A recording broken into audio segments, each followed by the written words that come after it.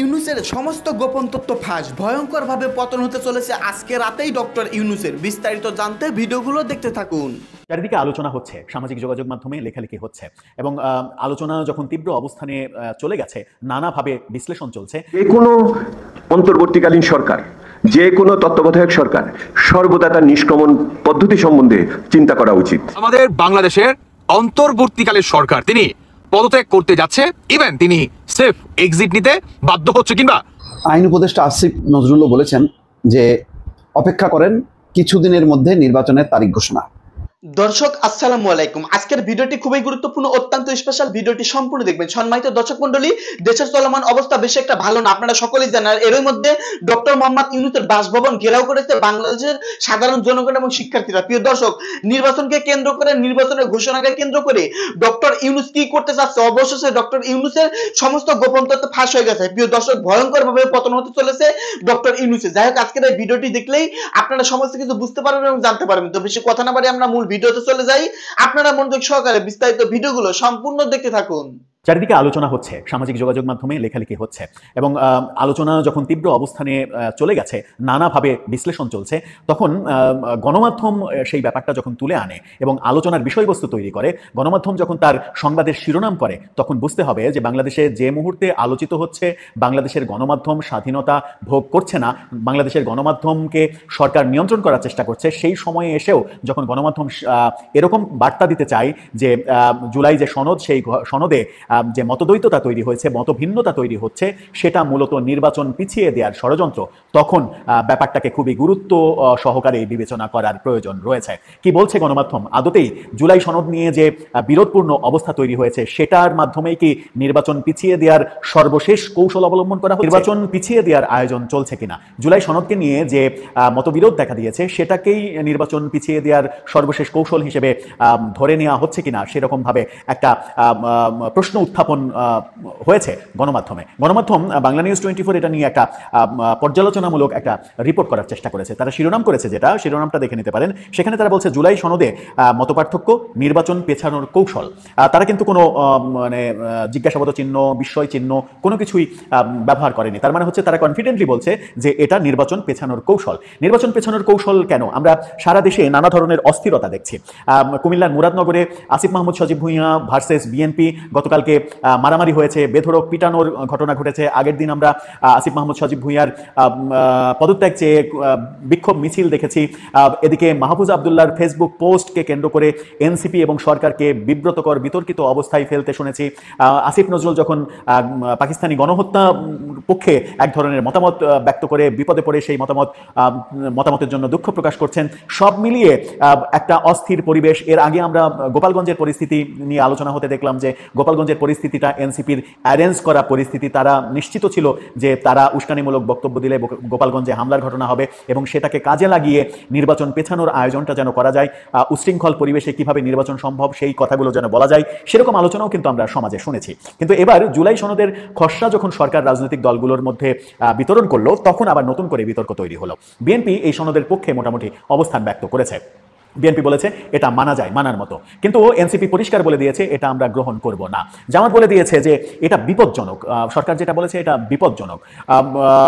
কয়েকটি ইসলামী দল এর বিপক্ষে অবস্থান করছে। অর্থাৎ জামাত, এনসিপি এবং কয়েকটি ইসলামী দল, যে জোটটা আমরা একটা সমাবেশের মাধ্যমে দেখেছিলাম, যে জোটের অস্তিত্বটা আমরা দেখেছিলাম, সেই জোটটা এটাকে গ্রহণ করছে না। তাহলে কি এটাকে কেন্দ্র করেই একটা নতুন আন্দোলনের পথ তৈরি করা হচ্ছে? একটা নতুন আন্দোলনের দিকে দেশ যাচ্ছে। এনসিপির আহ্বায়ক গতকালকেও পদযাত্রায় বলেছেন যে 3 তারিখে নতুন বাংলাদেশের ইস্তেহার ঘোষণা করা হবে।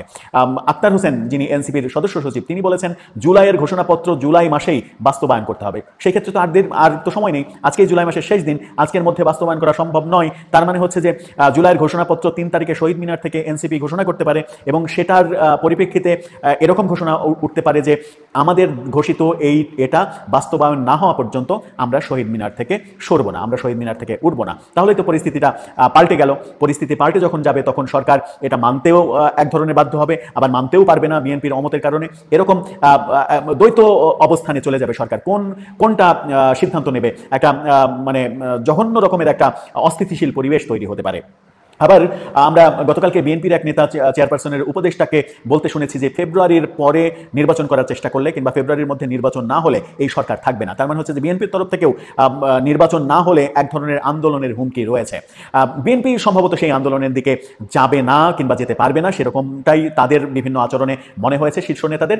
কিন্তু এনসিপি, জামাত ইসলাম সহ ইসলামী দলগুলো যদি এই আন্দোলনে বসে পড়ে যে এই জুলাই সনদ আমরা যেটা ঘোষণা করলাম, সরকার যেহেতু বাস্তবায়ন করতে পারেনি, আমরা ঘোষণা করলাম এটাকে সংবিধান আকারে গ্রহণ করতে হবে, এটাই এখন আইন হবে, এই আইনের পরিপ্রেক্ষিতে নির্বাচন হবে, সবকিছু এখন থেকে যেটা বলা হয়েছে যে জুলাই ঘোষণাপত্রে স্বাক্ষর করার দিন থেকেই এটা বাস্তবায়ন করতে হবে, এটা আইনে পরিণত করতে হবে। কিন্তু তাদের রাজনৈতিক প্রজ্ঞা কতটুকু সেটাও একটা বড় প্রশ্নের সম্মুখীন হয়েছে যে কোনো কিছুই সংবিধানের মাধ্যমে, সংবিধানকে বাইপাস করে বাস্তবায়ন করা সম্ভব নয়। অনেক কিছুই রয়েছে যেটা সংবিধানে অন্তর্ভুক্ত, আর সংবিধান সংশোধন করতে গেলে সংসদ লাগবে, সংসদের ভোট লাগবে, সংসদ নেই, তাহলে সংবিধান পরিবর্তিত কিভাবে হবে?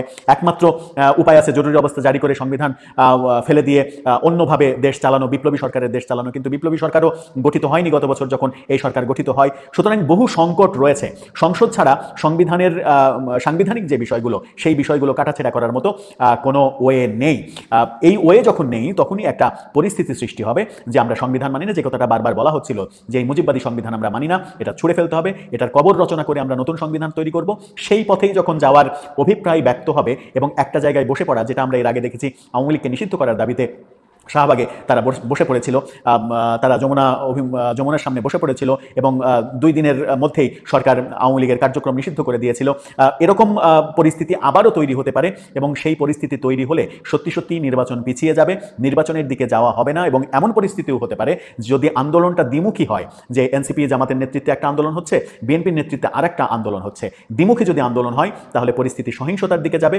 এই সরকার হয়তো ফাংশন করতে পারবে না, নতুন আরেকটা সরকারের সৃষ্টি হতে পারে, সব কিছুই হতে পারে। এবং গণমাধ্যম যেভাবে বিশ্লেষণ করছে, জামাত, এনসিপি এবং বিএনপির অবস্থান ব্যাখ্যা করেছে, তারা এই রিপোর্টে অবস্থান ব্যাখ্যা করে যেটা বলার চেষ্টা করেছে যে এই যে ভিন্ন ভিন্ন অবস্থান, এই ভিন্ন ভিন্ন অবস্থানই বলে দেয় যে এটার মাধ্যমে নির্বাচন পিছিয়ে দেওয়ার কৌশলের দিকেই যাচ্ছে একটা পক্ষ। সেই পক্ষ কারা সেটা সহজেই অনুমান করা যায়। এই সরকার বেশি দিন ক্ষমতায় থাকলে কাদের লাভ কাদের ক্ষতি, সেটাও একটা বড় বিষয়। আবার এমন আলোচনাও রয়েছে যে এই সরকার বেশি দিন ক্ষমতায় থাকলে বেশি অজনপ্রিয় হবে, এই সরকার বেশি দিন ক্ষমতায় থাকলে বেশি দিন অতিবাহিত হবে আওয়ামী লীগের পতনের, ততদিনে আওয়ামী লীগের বিরুদ্ধে যে অভিযোগগুলো, সেই অভিযোগগুলো মানুষ ভুলে যাবে এবং এই সরকার অজনপ্রিয় হতে থাকার ফলে মানুষের মধ্যে একটা ফিলিংস কাজ করবে যে এই সরকারের চাইতে আওয়ামী লীগই ভালো ছিল।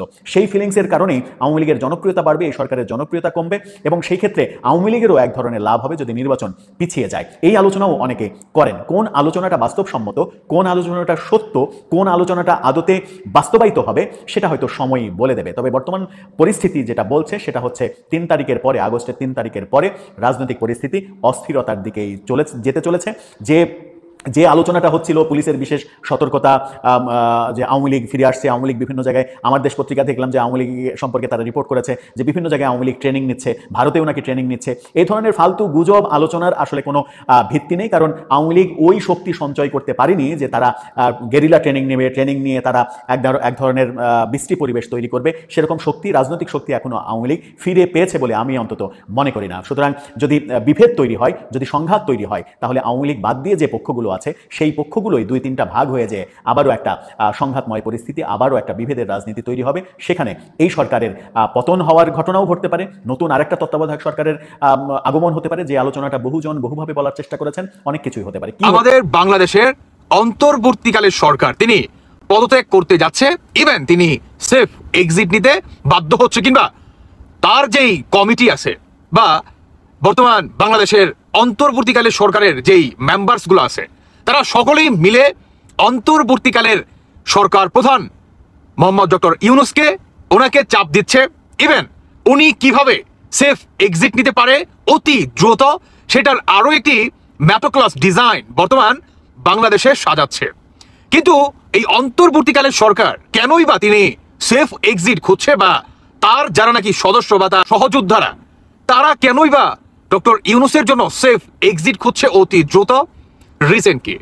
দর্শক বন্ধুরা, আপনারা অনেকেই জানেন যে আমাদের বাংলাদেশে সংস্কার নামের বা সংস্কারের দোহাই দিয়ে এই অন্তর্বর্তীকালে সরকার 1 বছর পার করে ফেলছে। তিনি যে সংস্কার নামে প্রতিনিয়ত দোহাই দিয়ে যাচ্ছে যে সংস্কার করব, সংস্কার করতে হবে, সংস্কারের আগে কোনো নির্বাচন হবে না বা নির্বাচন পসিবল না, বর্তমান এটাকে কেন্দ্র করেই অন্তর্বর্তীকালে সরকারের সেফ এক্সিট। তাই কি মনে হচ্ছে আপনাদের? বিষয়টা একেবারে এরকম না। কারণ হচ্ছে বর্তমান বা আমরা এতদিন যাবৎ কি শুনে আসছি যে বিএনপি নাকি কোনো সংস্কার চায় না। বিএনপির মির্জা ফখরুল থেকে শুরু করে আপনার মির্জা আব্বাস থেকে শুরু করে আরো অনেকেই বর্তমান বা আগে তারা বলে আসছে যে সংস্কার হচ্ছে একটা চলমান প্রক্রিয়া, আর এটাকে আপনি ধরে বেঁধে যদি সংস্কার করতে চান তাহলে তো এটা ইম্পসিবল। কারণ যতদিন দুনিয়া আছে ততদিন মানে কিয়ামত পর্যন্ত দুনিয়া সংস্কার হয়েই যাবে, তাই না? এটাই হচ্ছে স্বাভাবিক। গতকালকে আপনার অন্তর্বর্তীকালে সরকারের এগেনস্টে যেই আগুন জ্বালানো বক্তব্য দিয়েছে আপনার বিএনপি আইন উপদেষ্টা আসিফ নজরুলও বলেছেন যে অপেক্ষা করেন, কিছুদিনের মধ্যে নির্বাচনের তারিখ ঘোষণা। বোঝাই যাচ্ছিল পরিস্থিতি সেই দিকে উদ্ভব হয়েছে, পরিস্থিতি আরও জটিল হতে পারে সেই আশঙ্কায় প্রধান উপদেষ্টা এবং উপদেষ্টা মণ্ডলী হয়তো এটা চিন্তা করছেন যে নির্বাচনের পথে যাওয়াই ভালো, যথেষ্ট হয়েছে। এবং যেহেতু সংস্কারের অনেকগুলো বিষয় ঐক্যমত্য হয়েছে, এখন আর এই রাবার টেনে টেনে লম্বা করার কোনো দরকার নেই, এতে সরকার বিপদে পড়বে। ইতিমধ্যে বিপদে পড়েছে। যতক্ষণ না পর্যন্ত এইরকম একটা সুপ্রিম কোর্টের রেফারেন্স নিয়ে সরকার চালানো, এটা খুবই লম্বা হয়ে গেছে। 1 বছর সময় অনেক। এটা ডক্টর মোহাম্মদ ইউনূসের জন্য তার উপদেষ্টা পরিষদের অনেকে সম্মানিত মানুষ আছে, তারা তো আসলে পলিটিক্যালি ফেস করবে না। তাদের এখন এক্সিস্টিং যে পাওয়ার পলিটিক্সের যারা আছে, বিএনপি জামাত, তাদের সাথে সদ্ভাব রেখে নির্বাচনটা দিয়ে দেয়া এবং তারাই নির্বাচন করবে। যদি অনেক রকম হিসাব নিকাশ রাজনৈতিক দলগুলো করছে বলে এই নির্বাচন বিলম্বিত হচ্ছে না, নতুবা 15 বছরে যারা সবসময় সরকারের পদত্যাগ চাইতো, শেখ হাসিনার পদত্যাগ চাইতো এবং অবিলম্বে নির্বাচন চাইতো, তারা এখন এইটা সেটা বলে নানা রকম সংস্কার, যে সংস্কারগুলো সবসময় চলমান হওয়ার কথা, যে সংস্কারগুলো রাজনৈতিক দলগুলো দাবি করবে এবং পার্লামেন্টের মধ্য দিয়ে সেটা আইন হবে, সেটা অর্ডিন্যান্স আকারে জারি করে সেই আইন করার জন্য কেউ কেন বলছেন, কেন সেদিকে ধাবিত করছেন? যেমন ডক্টর দেবপ্রিয় ভট্টাচার্য কালকেই দেখেন গুরুত্বপূর্ণ একটা কথা বলেছেন যে সব কিছু কাজের বৈধতা দেবে পরবর্তী সরকার, এটা মনে করার কোনো কারণ নেই। ফলে এটা যতটুকু না করলে নয় ততটুকু করা উচিত। খুব ইঙ্গিতপূর্ণ কথা। অর্থাৎ ওই ইন্টারিম বা তত্ত্বাবধায়ক সরকারের মধ্যেই থাকা দরকার। নিত্যদিনের কিছু কাজ পরিচালনা করা ছাড়া পলিসি লেভেলের কোনো কাজ না করে ভালোভাবে একটা নির্বাচন দিয়ে দেয়। এবং সেনাবাহিনী তো বলেছে যে তারা প্রস্তুত। তাহলে সেই নির্বাচনের জন্য, কারণ অনেক চ্যালেঞ্জিং, বিগত প্রশাসন পুলিশের যথেষ্ট রকম দুর্বলতা থাকার কারণে এখন এই পরিস্থিতি, অর্থাৎ যেই নির্বাচনের যে পরিস্থিতি, সেই পরিস্থিতি নেই। ফলে স্বাভাবিক নির্বাচনের যেহেতু পরিবেশ নেই, আর আগে এক ধরনের অটোক্র্যাটিক সিস্টেমের নির্বাচন হতো, এখন নতুনভাবে অর্থাৎ নিরপেক্ষ একটা নির্বাচন করা, ইতিমধ্যে অনেকগুলো শক্তি বিভিন্ন পয়েন্টে তারা সক্রিয় হয়েছে। কোথাও বিএনপি, কোথাও জামাত, কোথাও হয়তো এনসিপি, আমি এনসিপির বিষয়টা পরিষ্কার না। তো তারা এই যে আস্তে আস্তে তাদের জায়গাগুলো দখল করতেছে, তারা তাদের ক্ষেত্রগুলো মজবুত করতেছে। তো তার আগেই একটা নির্বাচনটা হয়ে যাওয়ার কথা দরকার, তা নাহলে সমস্যা আরও বাড়বে, যেটা ডক্টর দেবপ্রিয় ভট্টাচার্য কে মনে করেন। সরকারের হয়তো এখন বোধোদয় হচ্ছে ভালো, এখন যদি তারা করেন তাহলে আমার ধারণা যে ইতিমধ্যে দেরি হয়ে গেছে, সুতরাং আর দেরি না করে নির্বাচনের পথে হাঁটা ভালো। এবং 5ই আগস্ট যদি ডক্টর মোহাম্মদ ইউনূস ঘোষণা দেন, এটা সবাই স্বাগত জানায়। সম্মানিত দর্শক, আশা করতেছি বিস্তারিত ভিডিওগুলো আপনারা সম্পূর্ণ মনোযোগ সহকারে শুনেছেন এবং দেখেছেন। প্রিয় দর্শক মণ্ডলী, দেশের চলমান অবস্থা, রাজনৈতিক অস্থিরতা সম্পর্কে নতুন করে কিছুই বলার নেই, আপনারা সকলেই জানেন। তাছাড়া আজকের এই ভিডিওতে বিস্তারিত প্রতিবেদন দেখতে পারলেন। প্রিয় দর্শক শ্রোতা, নির্বাচনের তারিখ ঘোষণা করা নিয়ে, নির্বাচনকে কেন্দ্র করে আসলে অন্তরালে কি হচ্ছে, আমাদের অন্তরালে কি হচ্ছে, এই নির্বাচনকে কেন্দ্র করে ডক্টর মোহাম্মদ ইউনূস আসলে কি করতে চাচ্ছে, প্রিয় দর্শক শ্রোতা আজকের এই ভিডিওতে দেখতে পারলেন। আসলে কি নির্বাচন হবে নাকি নির্বাচনকে কেন্দ্র করে নাটক সাজাচ্ছে? দর্শক, এইসব সম্পর্কে আজকের এই ভিডিওতে রাজনৈতিক বিশ্লেষকরা বিস্তারিত আলোচনা করলো। আশা করতেছি ভিডিওগুলো আপনারা সম্পূর্ণ মনোযোগ সহকারে শুনেছেন। যাই হোক দর্শক, এই সম্পর্কে যদি আপনারা কিছু বলতে চান, আপনাদের মূল্যবান মতামত ভিডিওর কমেন্টে অবশ্যই লিখে জানিয়ে দিবেন। প্রিয় দর্শক শ্রোতা, ভিডিওটি এখানে শেষ করছি। সকলেই ভালো থাকবেন, ধন্যবাদ।